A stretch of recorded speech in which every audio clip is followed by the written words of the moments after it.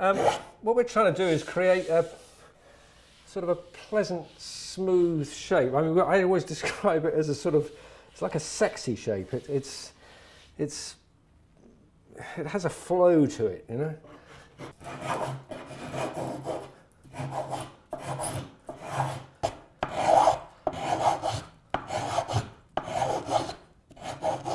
So do you do a bit of a fitting for the client when they sort of, once you've sort of roughed out the body, they come and try it out and then say I want a bit more off there, or? Yes, sometimes we do a fitting. With this instrument, we don't actually have time for that. It's got to be ready pretty quickly. He'll need to rehearse with it. So it's one of those ones we've got to get it right first time, really. Getting it right first time is something that Exeter-based guitar maker Hugh Manson has been doing for the past 30 years. Hugh's latest project is for session bassist and former member of Kajagoogoo, Nick Beggs.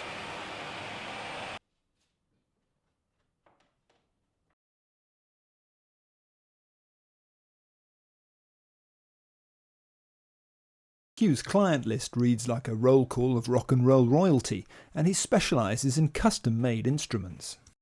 This is a drawing of an instrument that John Paul Jones of Led Zeppelin ordered from me last February, and you can see it's drawn on the back of a poster. Most of my drawings are done on the kitchen table at home, actually. This is a particularly complicated instrument. It's a 3-neck mandolin that folds in half. And obviously the idea with the travelling aspect is you don't need an enormous flight case. The problem with touring with instruments and profitability of a touring band or musician on his own is the expense of moving the equipment around, the instruments or the amplifiers and so on. And the smaller you can make them within reason, the less you're going to pay. And the idea behind this is you can literally just carry it onto an aeroplane, turn up at the gig, open it up, and away you go.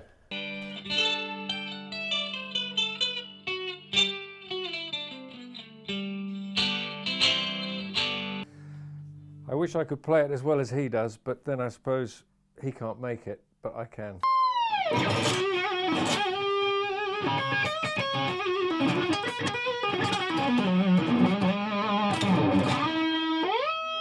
I started in this business, or got the bug if you like, when I was 15. At school, I was given the job of school project for design technology and decided to make an Appalachian mountain dulcimer, which I've still got. And at the time, my brother was a guitar maker. He'd started before me, and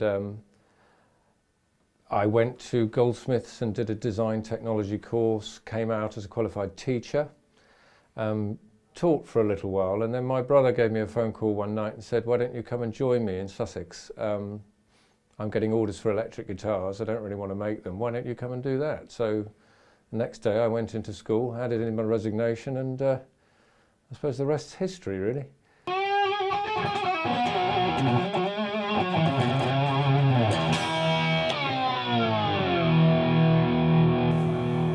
This is one you're going to want to see over here.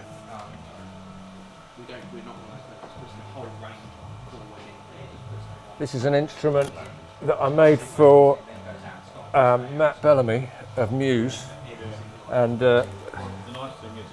as you can see, it's suffered pretty heavy impact. I think he threw it across the stage and the whole thing disintegrated.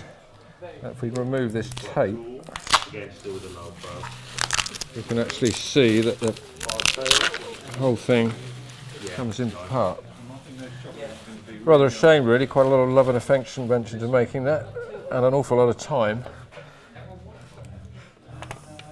But there you go. It's now a museum piece.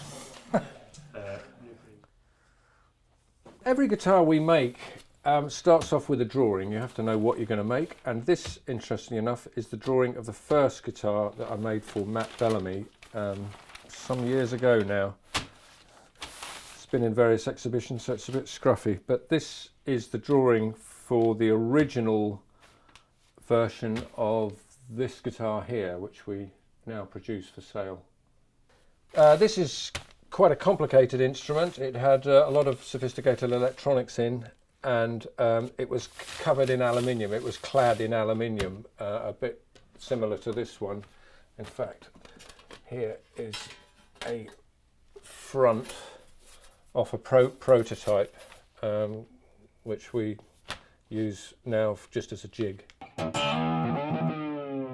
But while you might expect the sophisticated electronics behind an instrument for one of rock's glitterati to be pieced together in a vacuum-sealed factory in Silicon Valley, in actual fact, they're made by Hugh's mate, Ron.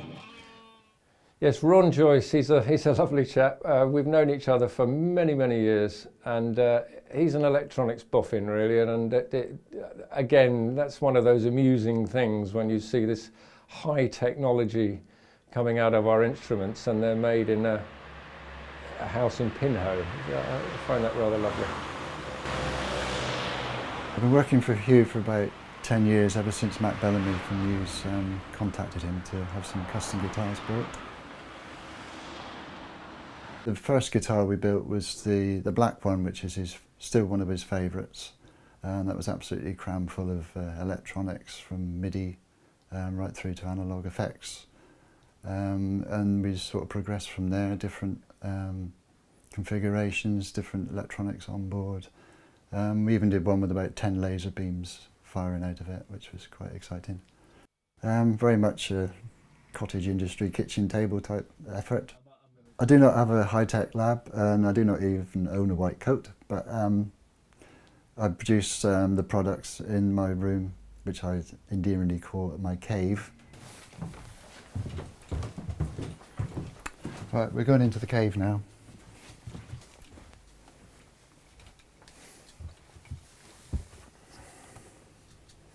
This is a board I make for the Chaos screens, which are fitted to the guitars. I got a full-time job as well, but I tend to make these things in the evenings and at weekends. It's always interesting because Matt Bellamy has some really good ideas, quite off-the-wall ones, what he'd like put in his guitars. And it's up to me to try and achieve it, and managed it so far. Play with a terrible case of black as he burns there. So now we've got the body lacquered, we've carved the necks, they're all fretted, a lot of the components are on. We need to get on with this really and get it finished as soon as possible. Nick's coming for it next week. I find the whole process of making an instrument still really exciting because everything's different. Every customer wants something different. For many reasons.